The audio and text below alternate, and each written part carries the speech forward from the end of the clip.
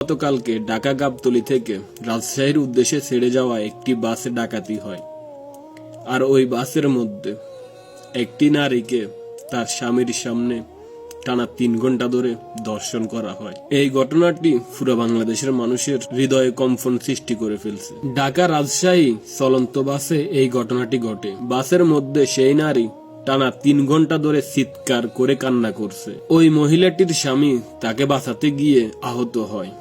৫০ জন যাত্রী ডাকাতদের নির্যাতনে চুপ করে থাকা ছাড়া কোনো উপায় ছিল না। সেই নারী ক্রমাগত চিৎকার করে কান্না করছিল।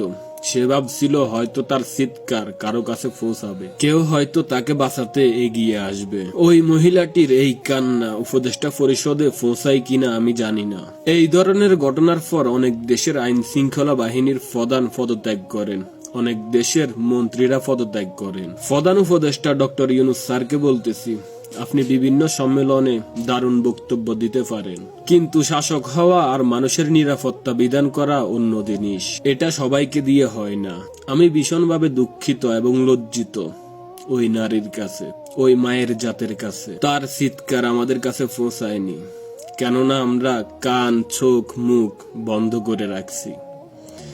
এই ঘটনার ২৪ ঘন্টা হয়ে যেতেছে, এখন পর্যন্ত দেখলাম না কোনো কন্টেন্ট ক্রিয়েটর বা কোনো প্রতিবাদী কণ্ঠস্বর এটা নিয়ে প্রতিবাদ করতে। এই ঘটনার সুস্থ তদন্ত করে ডাকাতদের আইনের আওতায় আনার জোর দাবি জানাচ্ছি। এটা আমাদের দেশের জন্য অনেক বড় লজ্জার বিষয়।